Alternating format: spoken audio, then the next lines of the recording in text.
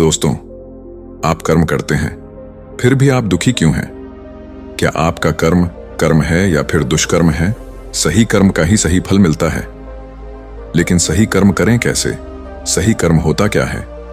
दोस्तों, हर एक इंसान का कर्म ही उसके सुख और दुख का भागी होता है।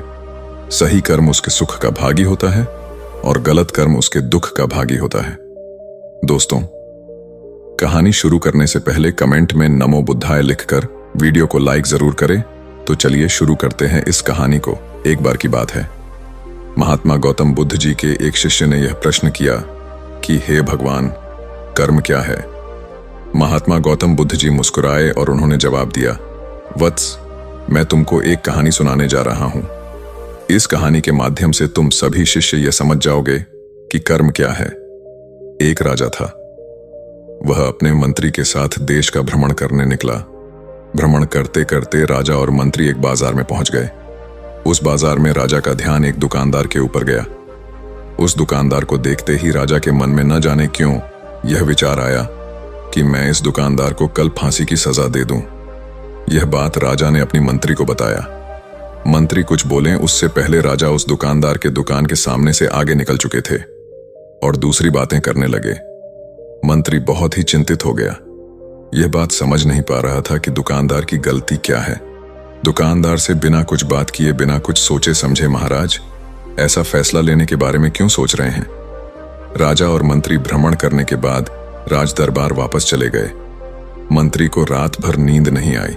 सुबह जगने के बाद मंत्री एक साधारण प्रजा का रूप बनाकर उस दुकानदार के पास गया और उस दुकानदार से पूछा, तुम क्या बेचते हो? दुकानदार ने जवाब दिया, मैं चंदन की लकड़ी बेचता हूं। फिर मंत्री आसपास के लोगों से दुकानदार के बारे में पूछना शुरू किया। सबने जवाब दिया कि दुकानदार किसी से बोलता नहीं है, हमेशा दुखी रहता है। मंत्री को बात समझ में आ गई। मंत्री फिर वापस दुकानदार के पास गया और उस दुकानदार से पूछा, तुम दुखी क्यों रहते हो? दुकानदार ने बताया, मैं दुखी इसलिए रहता हूं क्योंकि मेरे दुकान पर लोग आते हैं, चंदन की लकड़ियां सूंघते हैं और बोलते हैं, बहुत ही सुंदर है, बहुत ही अच्छी महक है, लेकिन कोई खरीदा नहीं है, इसलिए मैं बहुत दुखी रहता हूं। मंत्री दुकानदार की बात सुनकर खुद भी भाव विभोर हो गया। कोई भी दुकानदार दुखी क्यों ना हो अगर उसके दुकान का कोई भी सामान खरीदा ना जाए, जबकि सामान में कोई कमी ना हो। मंत्री सोचने लगा कि यह दुकानदार अपने दुखों के वजह से इतना दुखी रहता है, परंतु राजा इस दुकानदार को फांसी पर क्यों लटकाना चाहते हैं? अर्थात राजा के मन में आए हुए विचार का उत्तर अभी तक मंत्री को नहीं मिला था।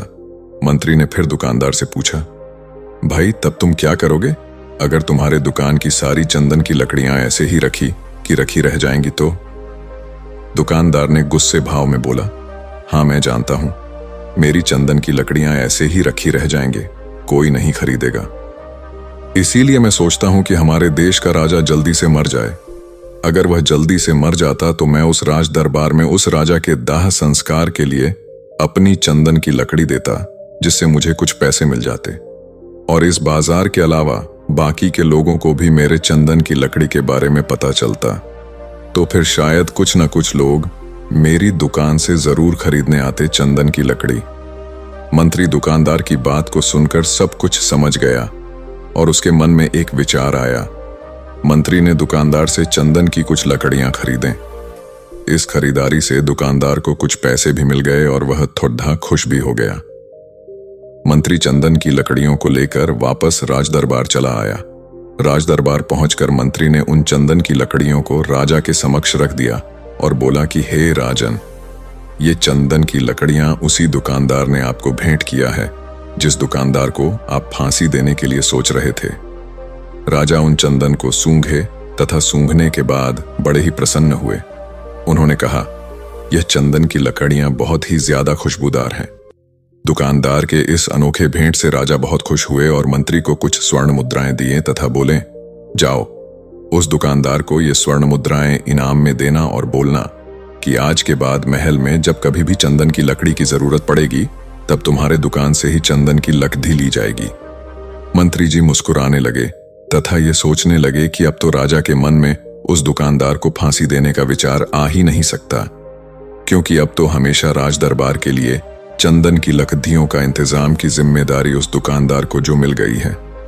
मंत्री स्वर्ण मुद्राओं को लेकर वापस दुकानदार की तरफ चल दिया। इधर राजा इस विचार में पड़ गए कि वह दुकानदार तो बड़ा ही अच्छा इंसान है। जिस वक्त मैं उसके बारे में यह सोच रहा था कि मैं इसको कल फांसी दे दूंगा, तब शायद उसके मन में उस समय यह विचार चल रहा था कि राजन पहली बार मेरे दुकान के सामने आए हैं, क्यों ना मैं उनको अपनी सुंदर और खुशबूदार लकड़ियों को भेंट करूं। और आज उसने मुझे भेंट भी किया। बेवजह ही मैं उसको फांसी देने के बारे में सोच रहा था। इधर मंत्री दुकानदार के पास पहुंच गया। मंत्री ने राजा के द्वारा दी गई स्वर्ण मुद्राओं को दुकानदार को देते हुए कहा कि जिन चंदन की लकड़ी को कल मैं खरीद कर लेकर गया था, उन चंदन की लकड़ियों को राजा ने बहुत पसंद किया और इनाम के तौर पर तुमको यह कुछ स्वर्ण मुद्राएं दिए हैं।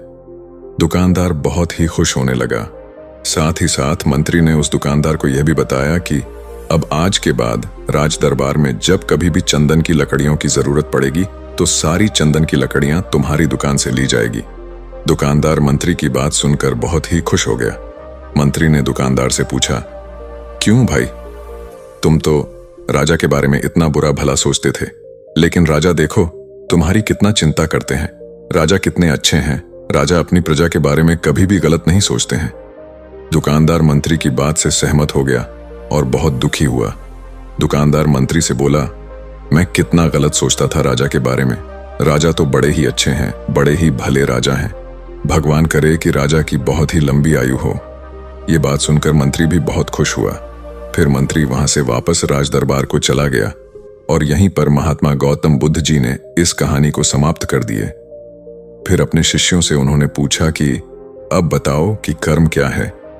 किसी शिष्य ने कहा कर्म बोले हुए शब्द है, किसी शिष्य ने कहा कर्म वाणी है, तो किसी ने कहा कर्म सोच है, तो किसी ने कहा कर्म भावना है, वगैरह वगैरह। अपने सारे शिष्यों का जवाब सुनने के बाद महात्मा गौतम बुद्ध जी ने बताया कि कर्म हर एक इंसान की खुद के विचार होते हैं। हमारे विचार जैसे रहेंगे हम वैसे ही कर्म करेंगे और उन्हीं विचारों के द्वारा की हुई कर्म हमारे सुख और दुख के लिए उत्तरदायी होंगे। अर्थात हमारे विचार अगर गलत है तो हमारे द्वारा की हुई कर्म भी गलत होगी तथा इसका परिणाम भी गलत निकलेगा। परिणाम स्वरूप हम दुखी रहेंगे। अगर हमारे विचार सही रहेंगे तो हम सही कर्म करेंगे, सही कर्म करेंगे तो फिर सही फल मिलेगा, जिससे हम सुखी रहेंगे। इस कहानी से हमने यह सीखा कि अगर हमारे विचार सही रहेंगे, निष्पाप रहेंगे, तो उन्हीं निष्पाप और सही सोच की वजह से ली गई हर फैसला सही होगा। जब सही फैसला लेंगे तब वह हमारे द्वारा की हुई सही कर्म होगी। जब सही कर्म होगी तो सही परिणाम मिलेगा, जिसके वजह से हम सुखी रहेंगे, हम खुश रहेंगे। तथा इसी जगह पर अगर हमारे विचार गलत रहेंगे तो हमारे द्वारा ली गई फैसला भी गलत होगी और किया गया कर्म भी गलत होगा, जिसे दुष्कर्म कहा जाता है। और उन्हीं दुष्कर्म के वजह से परिणाम भी गलत मिलेगा। जब दुष्परिणाम मिलेगा तब हम दुखी रहेंगे, परेशान रहेंगे। तो दोस्तों, उम्मीद करता हूं आपको इस कहानी से एक अच्छी सीख मिली होगी। ये कहानी आपको कैसी लगी हमें कमेंट करके जरूर बताएं और इस वीडियो को अपने दोस्तों के साथ जरूर शेयर करें ताकि उन्हें भी इस कहानी से कुछ सीखने को मिल सके। धन्यवाद। नमो बुद्धाय।